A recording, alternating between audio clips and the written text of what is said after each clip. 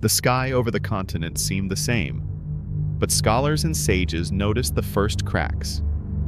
Books that changed on their own. Imperial letters that rewrote orders during the night. Scrolls with phrases that no one remembered writing. And at the center of this change was him, the Last Dragonborn. No longer a savior, no longer a hero. Now, the unwriting king. Since his silent coronation in the Blue Palace, he no longer ruled by right or acclamation. He ruled by inevitability. His army was no longer called by the common name among men. However, not everything can be done in the shadows. For even so, news of the power grab in Skyrim leaked to the Empire, and they were more frightened than alert. The crossing to Cyrodiil did not begin with a war cry, but with silence. The borders were sabotaged from within, forged messages, Imperial generals swearing orders that no one gave, forts receiving supplies that were actually tomes of psychic influence from Apocrypha.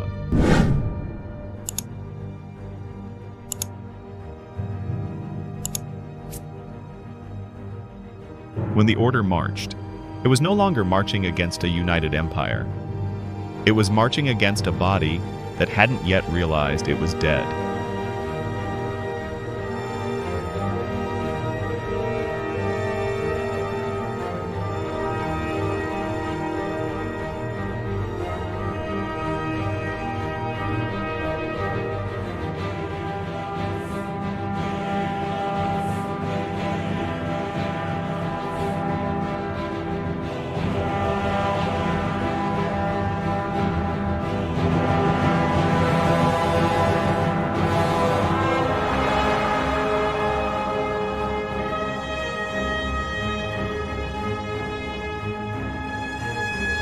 The fall of the Imperial city was a strategic massacre.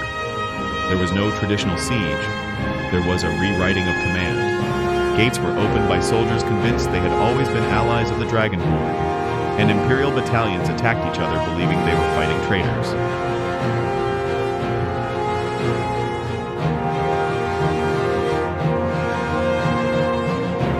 The Argonians, fearing an advance from the invading army and taking advantage of Cyrodiil's instability, annexed the Nibene Valley region, sending a clear message to the attackers.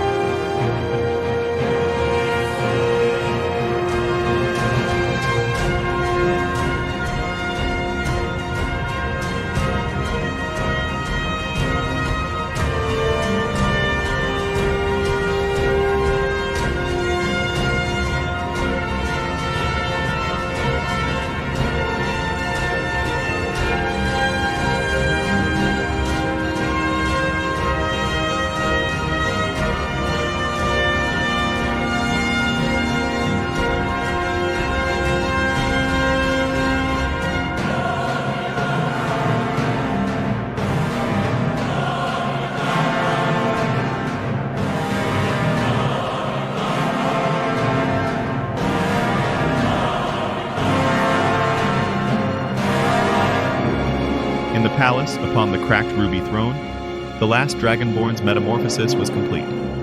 Not visually, he still appeared mortal, but ontologically. His voice no longer echoed. It faded. And in that moment, Tamriel lost the hero it had, and gained the king who would erase everything. High Rock, aligned with Cyrodiil, rushed to protect its borders, seemingly its worst mistake. As its kingdoms were attacked by the Dragonborn's armies, accounts contradicted themselves. Counts swore loyalties they never kept. Stories of entire kingdoms shifted from one dawn to the next. No one knew anymore. Who started the war? Who was an ally? Who was still alive, or even who never existed?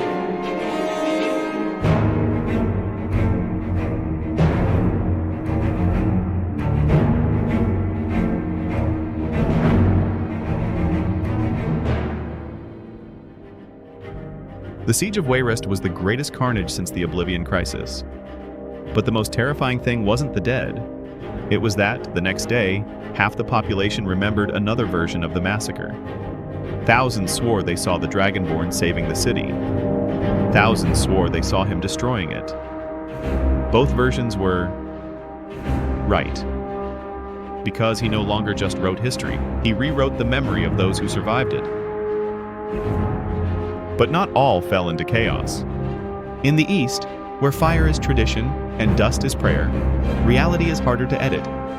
The resistance was led by House Retelling, unshakable as stone, and the Ashlanders, driven by an oral memory impossible to rewrite.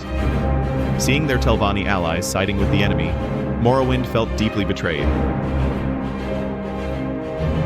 When war came to Morrowind, it didn't begin with marches, it began with a ritual. The rise of the Unwriting King was already distorting time, narrative, and identity. But there, in the heart of the Velothi, history was the reason for being. Every death was a testament, every ancestor, proof. Then the forces of Mora surrounded the territory, to invade, but also to erase. The invasion was brutal. Poisoned wells with fractured memories, storms of black ink raining from the sky. And at the height of the battle, thousands died not by blades, but by forgetting how to breathe, fight, or pray. Because the Order no longer killed just bodies, it killed definitions.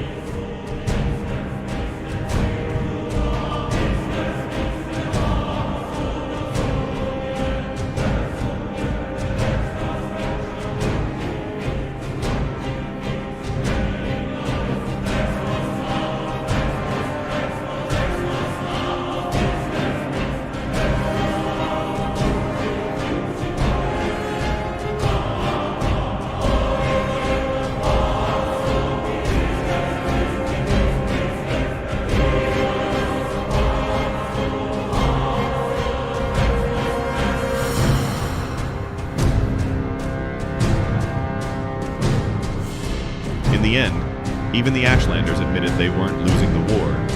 They were losing the history of what it means to fight. Tamriel burned in silence. The very concept of nation had become fluid, unstable, malleable, like ink in rain. But when everyone believed the story had ended, an answer emerged from across the continent.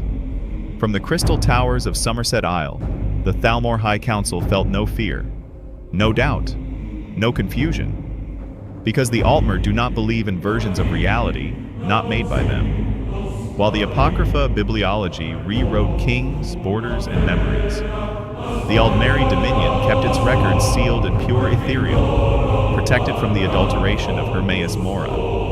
And while Tamriel forgot its past, they remembered all the reasons to hate men. Altmer spies reported on the continent's new God King. Generals studied his methods. Mages found the flaws in the rewriting. And for the first time since the Great War, the Aldmeri Dominion would march not to divide, not to influence, but to exterminate the man who was rewriting the very destiny of creation. And in Apocrypha, the Unwriting King smiled, because he didn't need an untouched page. He only needed an enemy worthy of being written into the final chapter.